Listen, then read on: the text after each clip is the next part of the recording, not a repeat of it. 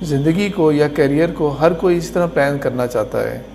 وہ یہ چاہتا ہے کہ کوئی ایسا معاملہ ہو جائے کہ ٹھیک ہے میں اپنے ابتدائی جو سال ہوتے ہیں اور یوتھ کا سال اور پھر 40s اور 50s میں محنت کروں، دبا کے محنت کر لوں، لیکن میں کوئی ایسی سیٹنگ کر پاؤں، کوئی ایسا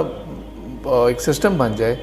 کہ اس کے بعد میرے جو 60 کے بعد جو میری ریٹائرمنٹ والی ایج ہے نا، اس میں مجھے بس کچھ نہ کچھ ملتا رہے. اب مجھے کام کچھ نہ کرنا پڑے اور میرے پاس کوئی ایسی انویسٹمنٹس ہو جائیں، کچھ ہو جائے کہ مجھے نا ریٹرن اچھا ملتا رہے اس کے بعد. اب میں اس کو انجوائے کر سکوں، آرام سے انجوائے کروں. وہ میں نے جو اتنے اپنے پیچھے کی زندگی کے اندر 30-40 سال جو محنت کرتا رہا تھا، تو اس میں جو میں نے اپنے جو بیج بوئے تھے نا، اب وہ درخت بن کے پھل دیتے رہے مجھے. ہر کوئی اسی قسم کی سوچ رکھتا ہے دنیا کے اندر، اور بالکل یہی سوچ ہوتی ہے پرائمری فوکس زیادہ تر لوگوں کے اندر جو گورنمنٹ جاب میں یا آرم فورسز یا کسی ایسے سرکاری نوکری میں جانا چاہتے ہیں. اور کسی طرح سے مجھے کسی ایسے محکمے میں چلا جاؤں کہ جہاں پہ سب سے پہلی بات کیا، نوکری پکی، اور دوسرا کیا، پینشن مجھے ملے گی، سہولتیں ملیں گی. چاہے سلیکشن کے بعد میں نے کوئی زندگی میں اور کوئی کام نہیں کیا. ایک دفعہ گورنمنٹ سروس میں سلیکشن ہونے کے بعد میں کسی کام کا نہیں ہوں، لیکن بہرحال یہ ضرور ہو گیا ہے کہ اب میری نوکری بھی پکی ہے اور پینشن مجھے ملے گی ضرور. اور فوج کے اندر تو آپ کو پتہ ہے کہ وہ اور زیادہ فیسلٹیز ہیں، کیونکہ آپ کو یہ بھی گارنٹی ہوتی ہے کہ گھر بھی مل جائے گا آپ کو اینڈ میں جا کے. چاہے آپ میجر ہی ریٹائر ہونے ہیں، آپ نے اور کوئی ترقی نہیں کیا آپ نے، لیکن آپ کو گھر بھی مل جائے گا، سہولتیں ملیں گی، ہاسپٹل کے اندر خرچے، سب کچھ ایک ایسا موٹیویٹنگ فیکٹر بنا ہوتا ہے.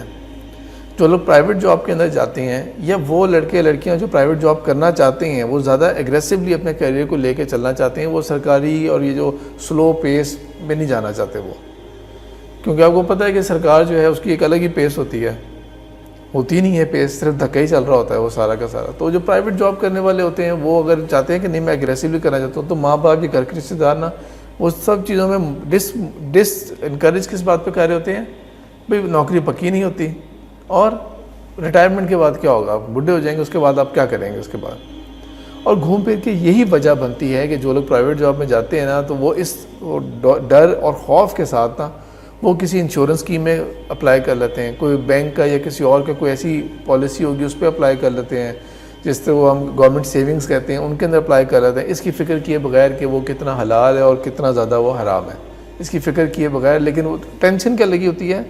وہ کیا ہوگا جب میں بڈھا ہو جاؤں گا، ریٹائر ہو جاؤں گا، تو اس کے بعد میرا کیا ہونا ہے. تو اینڈ میں جا کے مجھے کہیں سے تو انکم آنی چاہیے نا، کوئی پھل آنا چاہیے، کچھ اس طرح ہو. بزنس مین جو ہوتا ہے وہ بھی اسی طرح سوچتا ہے، میں دبا کے محنت کر لوں، یہ کر لوں، وہ کر لوں، بعد میں اس سسٹم کو کچھ ایسا کر لوں کہ آگے میری اگلی نسل سنبھالے یا کوئی اور سنبھالے اسے، لیکن مجھے اس کا ریٹرن اچھا ملے. پھر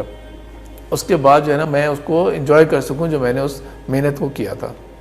یہ ہم ہر ایک انسان کی، چاہے وہ کتنا دیندار ہے اور کتنا دین سے دور ہے، یہ فکر ضرور ہوتی ہے یہ والی. اب اسی فکر کو اپلائی کریں نا ہم طرح اپنے آخرت کے اوپر، کہ آخرت کے بارے میں بھی کوئی ایسی سوچ ہے کہ میں کوئی ایسا کام کر کے جاؤں دنیا کے اندر، کوئی میں ایسے بیج بو کے جاؤں جس کے جو درخت نکلیں گے اور جو پھل آئیں گے نا، وہ مجھے بعد میں بھی اس کا اجر و فائدہ دیتے رہیں، اور مجھے اس کے اوپر کچھ نہ کچھ ریٹرن آتا رہے. اور میرا جو یہ نہیں کہ بس جب مرا تو بس وہ اینڈ آف ایوری تھنگ تھا وہ، اور جب میں مر کے اللہ کے پاس پہنچا اور میں نے ایکچوئل ریلائز کیا کہ میں تو بہت خسارے میں ہوں، مجھے تو ابھی بہت کچھ چیزوں کی ضرورت ہے، اور اگر اب کچھ آ نہیں رہا پیچھے سے، کچھ آنے کا چانس نہیں ہے، تو پھر تو دیکھیں سوائے یہ کہ اللہ کی رحمت کے اوپر ہم انحصار کریں، اس کے علاوہ تو کچھ بھی ہاتھ نہیں ہوگا. ایونچولی جانا ہر ایک نے اللہ کی رحمت کی وجہ سے ہی جنت میں ہے، ایونچولی یہی ہوگا. لیکن اپنے آپ کو ایک ڈیزرونگ کیس تو بنائے نا، کہ ہاں میں نے کچھ ایسا کیا تھا، میں ایک ڈیزرونگ کیس ہوں اللہ تعالیٰ کی رحمت کا، میں باقی ایک حقدار یا محتاج ہوں میں اس کا. یہ نہیں کہ غفلت کی زندگی گزارتے رہے. تو اسی سوچ کو سوچتے ہوئے، اور اس کا ایک مستقل موضوع ہے ہمارے اسلام کے تعلیمات کے اندر جس کو ہم کہتے ہیں صدقہ جاریہ. وہ صدقہ جو جاری رہتا ہے، وہ صدقہ جو آپ کو بعد میں بھی فائدہ اور بینیفٹ دیتا رہتا ہے. دین کی بات پھیلانا صدقہ جاریہ ہے. ثواب کی نیت سے ویڈیو کو شیئر ضرور کیجیے. جزاک اللہ.